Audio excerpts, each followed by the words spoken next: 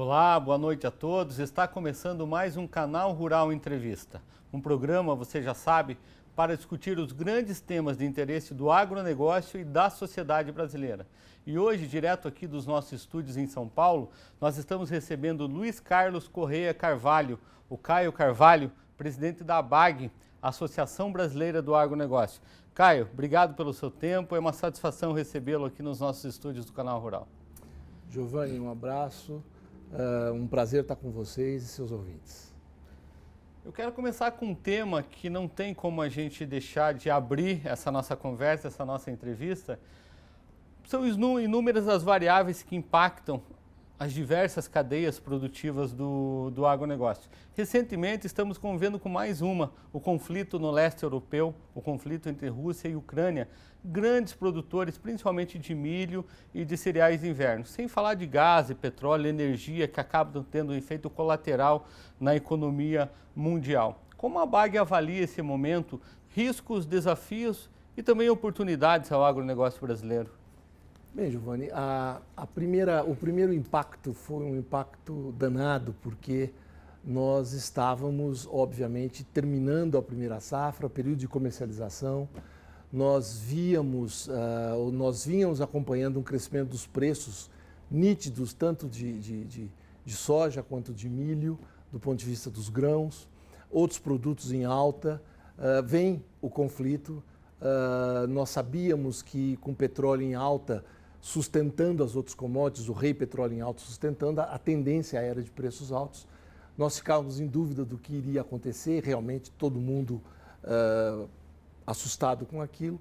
E a primeira impressão é que nós estaríamos vendo uma subida de preços de commodities, que aconteceu de fato, e as consequências em seguida vieram apontando para, em primeiro lugar, uma oportunidade de renda face aos preços.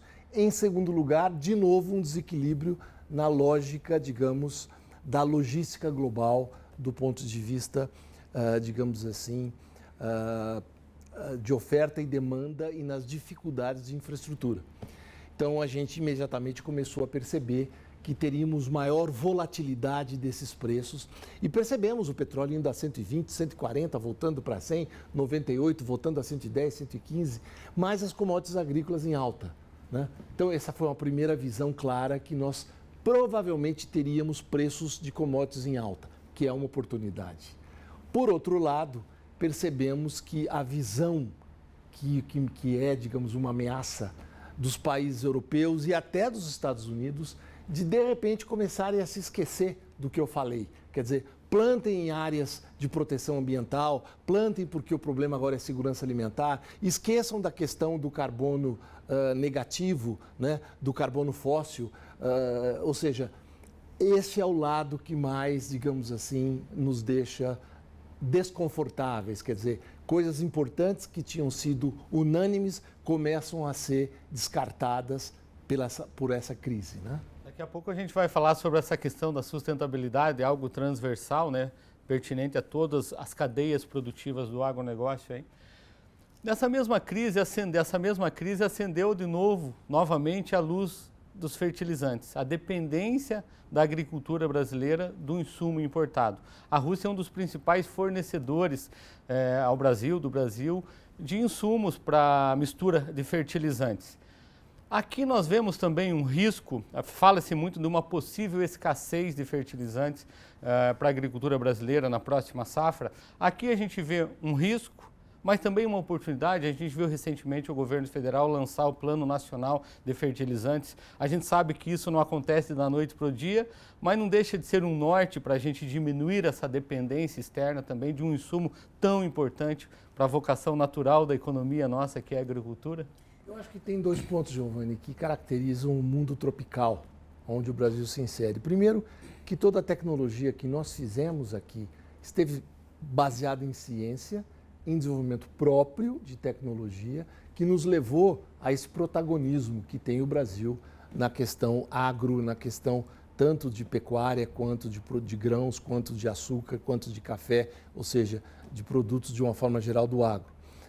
E isso nos levou a uma evolução importante do lado da biotecnologia, do lado da biomassa e do uso de produtos de origem biológica.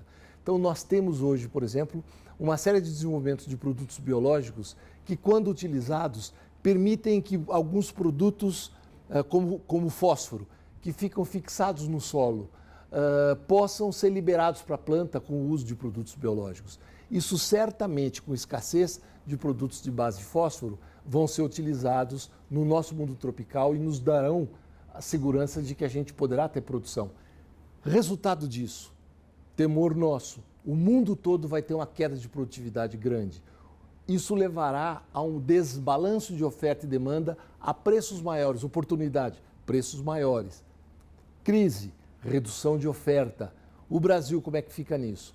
Eu acredito no que a ministra Tereza Cristina vinha fazendo, que o Brasil tenderá a continuar a fazer, que é conseguir que o mundo entenda que a segurança alimentar deve fazer com que as sanções liberem que os fertilizantes, seja da Rússia ou que vier da Ucrânia, que sejam liberados para que o mundo todo possa ter acesso a eles, a esses produtos, para que a gente não tenha essa redução de produtividade e que o mundo volte a ser normal. Eu acredito nisso, realmente acredito nisso. Em nome da segurança e abastecimento alimentar do planeta. Em nome da segurança alimentar, principalmente. Acredito nisso, até porque a inflação é cavalar, os impactos sobre os mais pobres serão terríveis e, portanto, todos nós pagaremos essa conta. Balança comercial. Em 2021, o Brasil do agronegócio, a pauta do agronegócio, exportou em receita cambial 120 bilhões de dólares. Um aumento em relação a 2020 de 20% em plena pandemia. Passamos de 100 para 120 bilhões de dólares a receita cambial do agronegócio. A balança comercial brasileira, sustentada pelo resultado do agro, terminou com superávit aí na casa dos 60 bilhões de dólares. Uma fortaleza, de um lado, que é a participação do agronegócio na sustentação do superávit aí da balança comercial. De outro, uma dependência muito forte da economia brasileira do agronegócio, típico de um país que tem vocação natural, nós já falamos sobre isso, para o agronegócio. Mas dá para equilibrar um pouco mais essa conta, olhando a economia brasileira como um todo? Eu acho que tem dois olhares, Giovanni, importantes nisso. E eu tenho acompanhado, por exemplo, a nova forma de olhar essa questão que a Fiesp tem dado, por exemplo. Veja, um olhar nosso é que se nós analisarmos o que aconteceu em 2021, nós vamos ver que o PIB do agro chegou a quase 30% do PIB nacional. Portanto, aquilo que vinha em 23%, 24%, chegou a 28%, 28,5%. Participação aí no PIB. O que mostra um vigor realmente muito grande do agro. Mas, por outro lado, indica que o outro lado industrial, de alguma forma, vem derretendo no Brasil, o que é extremamente negativo. Isso não se deve à força do agro, mas à fragilidade do que tem sido o problema industrial no Brasil. Eu acredito que o Brasil tem na sua prioridade, e é um tema que precisa ser debatido nas eleições desse ano, a questão da política industrial brasileira.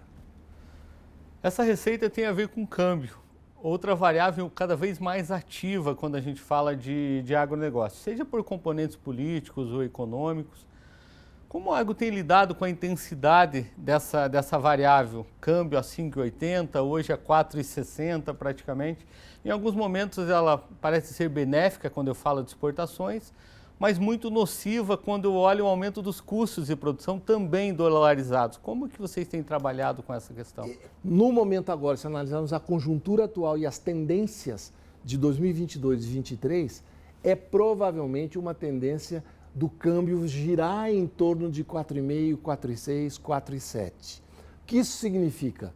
Para o agro é muito importante. Por quê? Porque é, digamos assim, uma pressão positiva de segurar subida de custos muito fortes para aquilo que são insumos para o agro. Isso é importante, porque se eu sou produtivo, se eu sou competitivo e se meus custos estão seguros, significa que a minha capacidade competitiva depende de eu ser produtivo. Eu volto à pergunta anterior e digo, se eu consigo ter fertilizantes, ou se eu consigo responder a essa pressão que eu estou vivendo agora, e se eu sou produtivo, significa que eu vou ter margens melhores. Portanto, eu sou otimista em relação a isso, porque acredito que o câmbio vai ficar equilibrado esse ano e o ano que vem, e percebo que essa é a visão do mundo financeiro. Sustentabilidade. A COP26, realizada em Glasgow, na Escócia, em novembro do ano passado, a ABAG estava lá, revelou um protagonismo do agronegócio, um olhar do agronegócio para a questão da sustentabilidade. Em Glasgow, o Brasil ampliou e antecipou, Glasgow, com a participação do Brasil, ampliou e antecipou metas de emissão de gases, por exemplo, o metano, o efeito estufa. A nossa agricultura é sustentável quando a gente fala de protagonismo nessas discussões? O nosso produtor é sustentável? Estaria nessa categoria? Essa é a questão, Giovanni, talvez das mais importantes que nós estamos debatendo.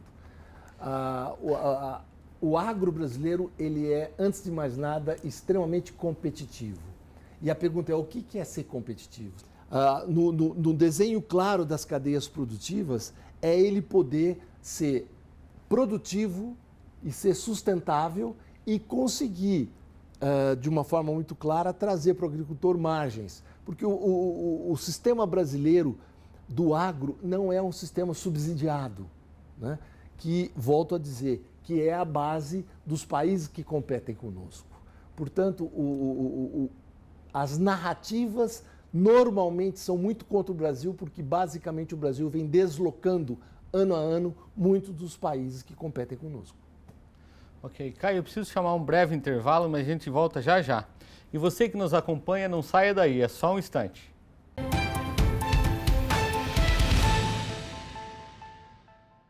Olá, estamos de volta com o canal Rural Entrevista. Nesta noite conversando com Caio Carvalho, presidente da ABAG, Associação Brasileira do Agronegócio. Caio, ainda na linha da sustentabilidade, no encerramento do bloco anterior a gente falou da COP26. Qual que é o maior desafio do agronegócio brasileiro quando o assunto é sustentabilidade? É cultural, é político, é geopolítico, tem a ver com diplomacia e narrativa também, saber contar essa narrativa do agronegócio brasileiro nessa comunidade internacional? Giovanni, acho que você tocou no ponto central na nossa visão da ABAG, em que tive a oportunidade de conversar com os principais ministros sobre esse tema que nós abordamos, dizendo que a essência é como conduzir esse tema a quatro mãos, público e privado. Nós temos uma questão geopolítica. O Brasil é protagonista no agro. E se nós debatermos o que é a geopolítica, onde o Brasil se encaixa na geopolítica mundial, é justamente no agro. Portanto, essa força, esse protagonismo, esse deslocamento que o Brasil tem feito nos últimos anos, imaginem vocês, em 30 anos nós saímos de total importador de tudo a exportador de praticamente tudo. Portanto, esse é o peso brasileiro. E essa geopolítica tem trazido uma série de aborrecimentos a nós, através de narrativas e de pressões, de alguma forma trazendo dificuldades para o Brasil, que nem sempre sabe se defender dessas narrativas. As reações nem sempre têm sido as melhores, digamos assim, aos avanços que fazem sobre nós ou às narrativas que fazem sobre nós. E aí eu posso dizer várias que todos conhecem, mas a principal é a questão da Amazônia, né? E a principal é, de alguma forma, tentar deslocar o Brasil, dizendo que, os europeus, por exemplo, dizendo que vamos avaliar a questão da Amazônia e como é que o Brasil exporta os seus produtos com base na realidade do desmatamento, né? Pois bem, houve um aumento do desmatamento, é real, mas é realmente mínimo em relação à realidade do que é a Amazônia e do que todos já fizeram com as suas matas. Esse é o número 1. Número 2, a questão da geopolítica, que eu chamo de geopolítica, e de narrativa, tem que ser encarada de uma forma factual. Quais são os dados reais? Se nós olharmos para o que o Brasil fez na COP26, foi levar dados reais. O governo levou dados reais junto com o setor privado e foi muito bem. E caracterizou o que o Brasil faz no campo da integração lavoura-pecuária, da redução de emissões com os biocombustíveis. E por aí foi mostrando o programa ABC e foi dando aula do que é o mundo tropical. E isso tudo é o grande tema que o Brasil tem que abraçar e mostrar daqui para frente, juntos, setor público e privado. Eu acho que essa é a grande missão. Evoluímos em produção na última década, praticamente dobramos a nossa produção de proteína animal e vegetal, praticamente triplicamos as nossas exportações, mas a gente tem um grande desafio e hoje uma preocupação. Muito tem se falado em novas alternativas, ferramentas de financiamento do agronegócio, da atividade do agronegócio no Brasil. Recentemente se instituiu o FIAGRO, que é um fundo aí de investimento que permite o aporte de capital nacional, principalmente estrangeiro, em diversos elos da cadeia produtiva. Qual que é a sua opinião e a opinião da BAG sobre esse tema, Caio? Nós temos discutido isso praticamente em todos os congressos nossos, sobre a questão do financiamento, que sempre é um calcanhar de Aquiles em todos os países emergentes. É a questão dos recursos disponíveis para que você possa expandir. Se nós olharmos para a realidade do mundo e da segurança alimentar, a ONU diz que o Brasil tem que ser 40% de expansão diária para poder, nos próximos 10, 20 anos, atender a necessidade alimentar do mundo, né?